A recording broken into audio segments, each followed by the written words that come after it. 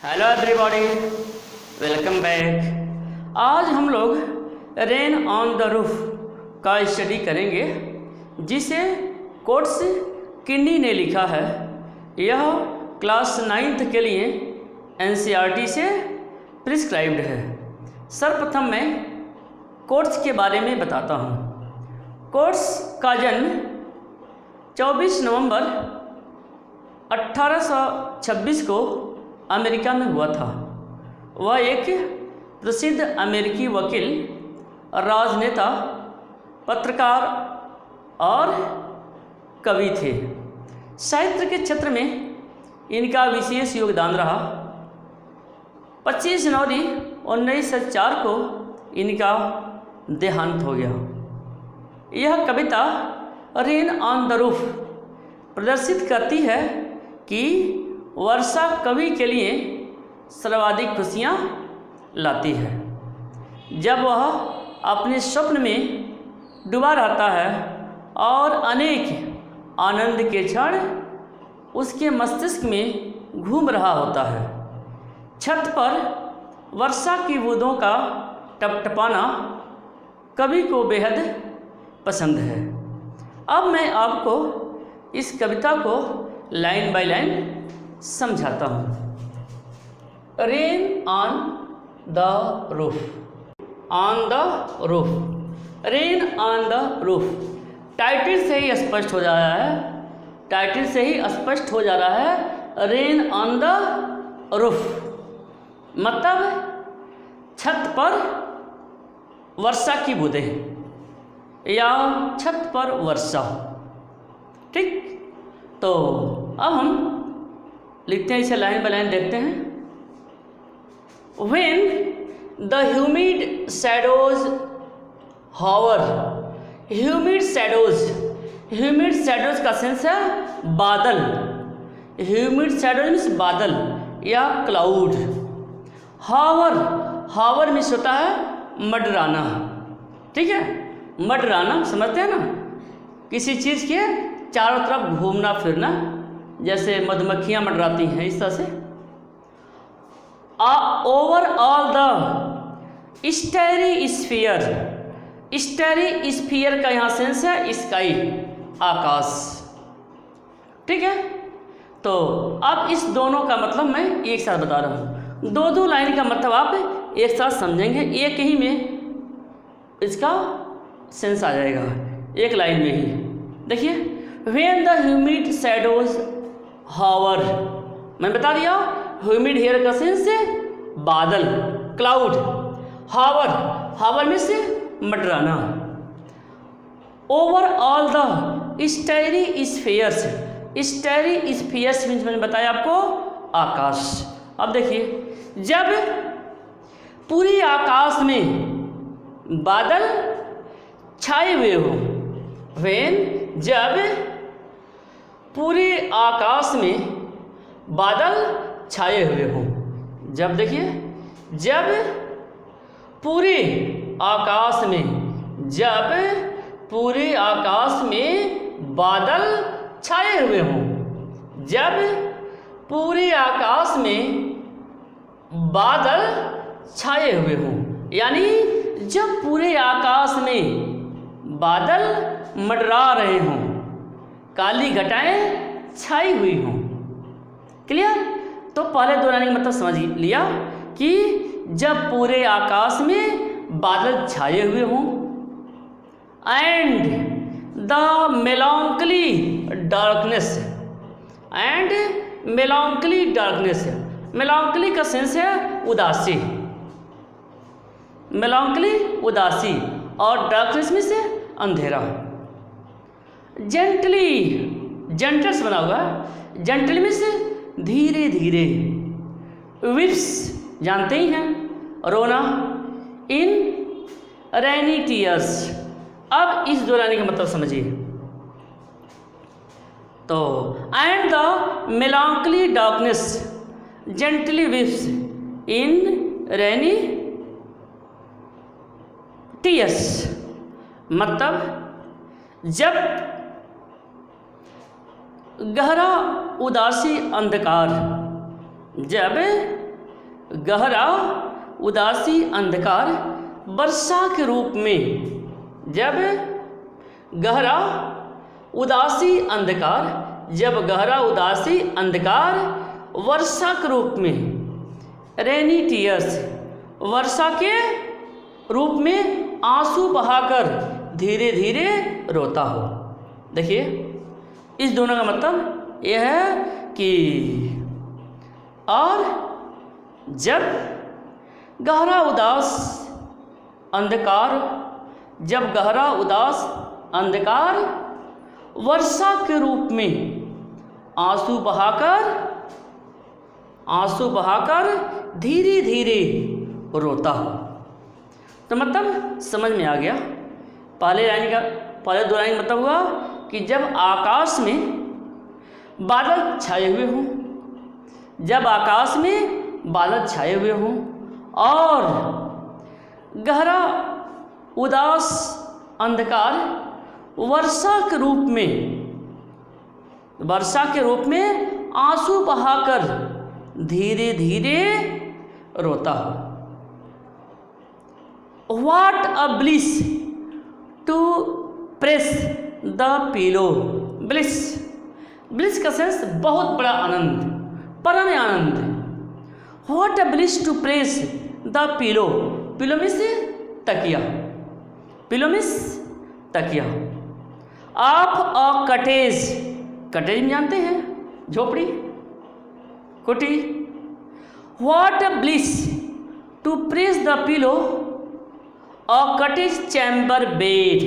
देखिए इस दो लाइन का मतलब आपने समझ लिया, इस दो लाइन का मतलब समझ लिया, इस दो लाइन का मतलब समझिए। व्हाट ब्लिस, ब्लिस मीन्स मैंने बताया आपको परम आनंद।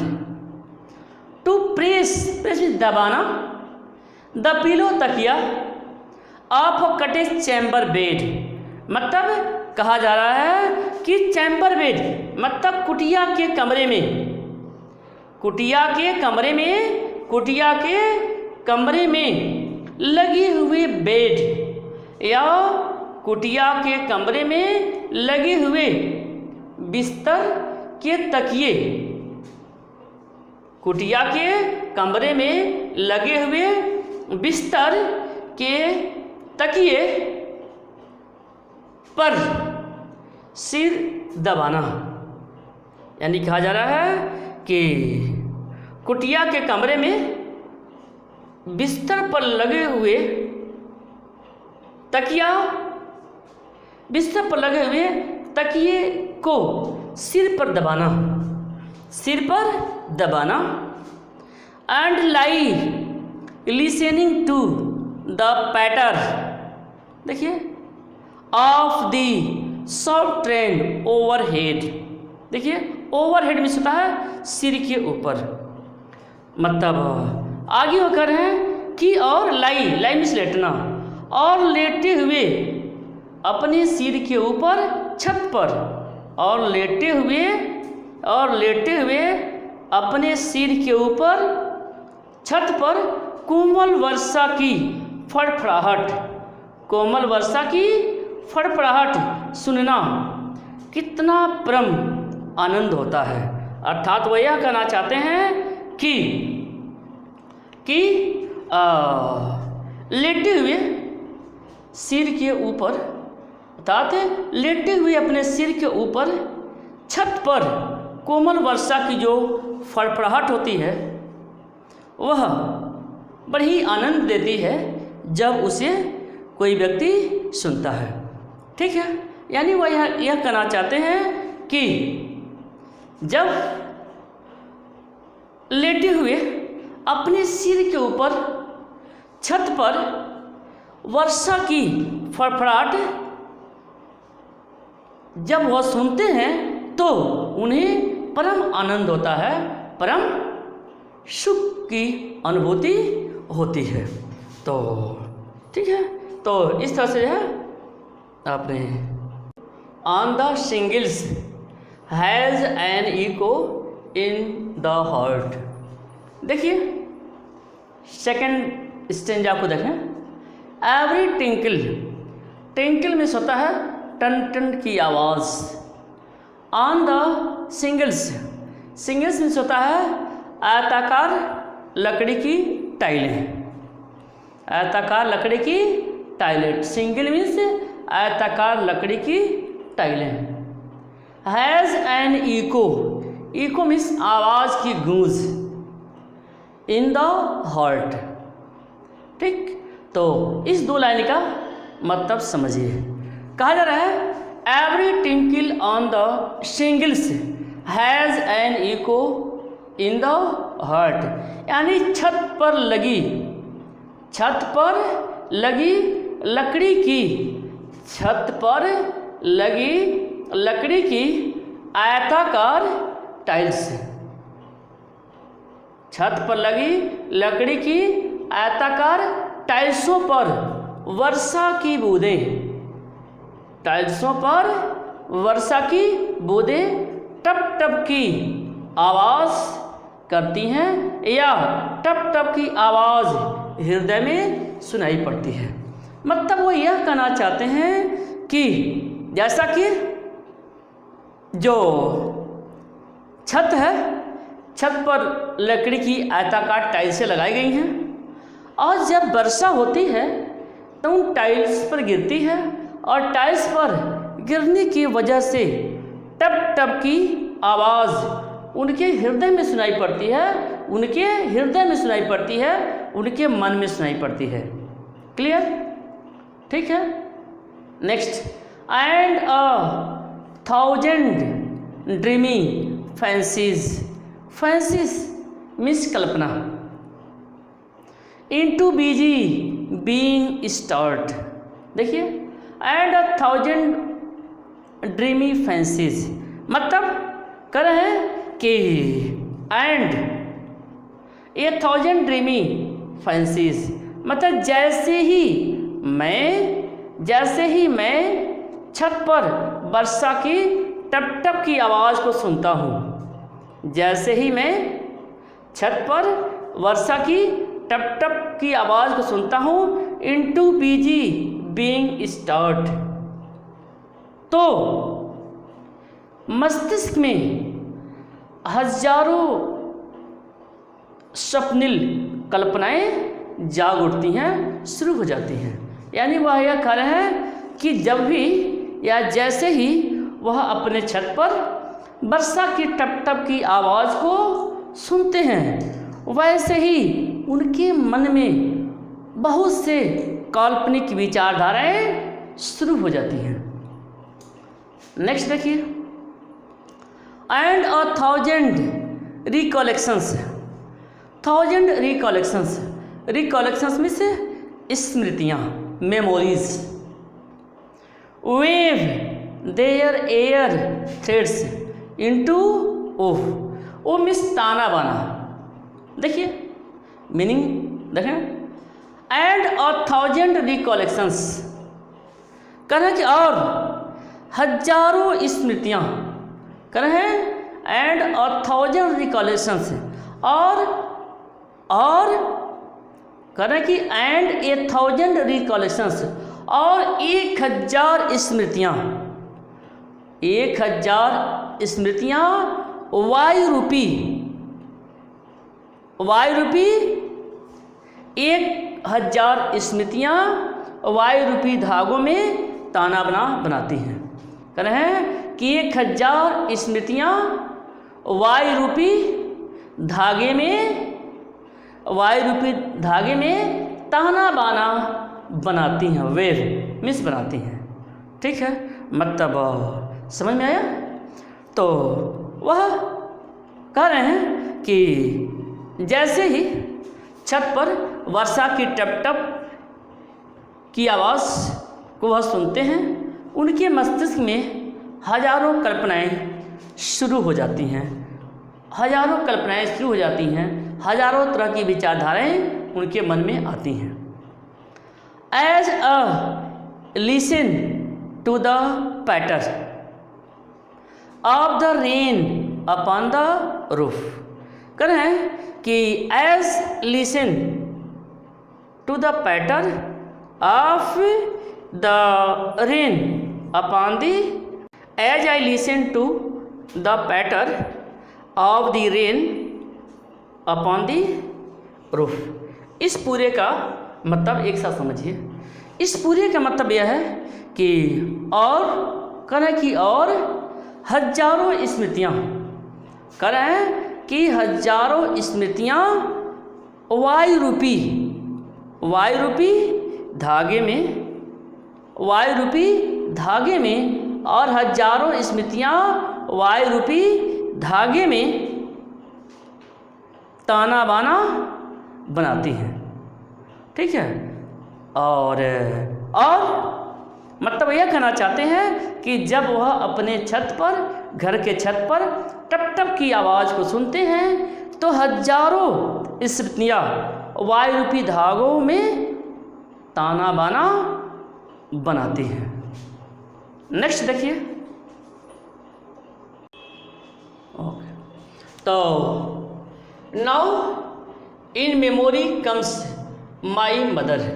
देखिए पोएट क्या कहते हैं, now in my memory, memory में होता है स्मृति, कम्स माई मदर, कह रहा है कि अब मेरी स्मृति में, कह रहे हैं कि अब नाउ अब मुझे मेरी माँ याद आती हैं, या अब मेरी माँ मेरी स्मृति में आती हैं। नाउ अब मेरी माँ मुझे याद आती हैं। ठीक है। अब मेरी माँ मुझे याद आती हैं, मेमोरी कम्स, मुझे याद आती हैं। As she used in years agone, agone का सेंस होता है बीते हुए समय। As she used in years agone to regard the darling dreamers, darling प्रिय, ड्रीमर्स स्वप्न देखने वाला। तो देखिए एज यूज्ड इन ईयर्स मतलब जैसे जैसे पूर्व के वर्षों में वह मेरे प्रिय स्वप्न, जैसे पूर्व के वर्षों में मेरे प्रिय स्वप्न, डार्लिंग ड्रीमर्स, मेरे प्रिय स्वप्नों में आया करते थे। देखिए कह रहे हैं कि जैसा कि पूर्व के वर्षों में मेरे प्रिय स्वप्नों में वह आया करते थे। ठीक है, तो क्लियर हो गया। जैसा कि पूर्व के वर्षों में वह मेरे प्रिय स्वप्नों में, वो मेरे प्रिय स्वप्नों में आया करती थी, मुझे दिखाई देती थी। नेक्स्ट, और the left them till the dawn. देखिए और एर मीन्स होता है बिफोर, पहले, एर बिफोर या पहले। She left them till the dawn मतलब कहा जा रहा कि और उषा काल के पूर्व मुझे छोड़कर चली जाती थी, और पहले लेफ्ट देम छोड़कर चली जाती थी, till the dawn, dawn means उषा काल या ब्रह्म मुहूर्त, अर्ली इन द मॉर्निंग। कह रहे हैं कि स्वप्नों में उनकी माँ उन्हें दिखाई देती थी, उनके पास आती थी, और जब डॉन होता था, ब्रह्म मुहूर्त होता था, उषा काल होता था, तो वह उनको छोड़ करके चली जाती थी।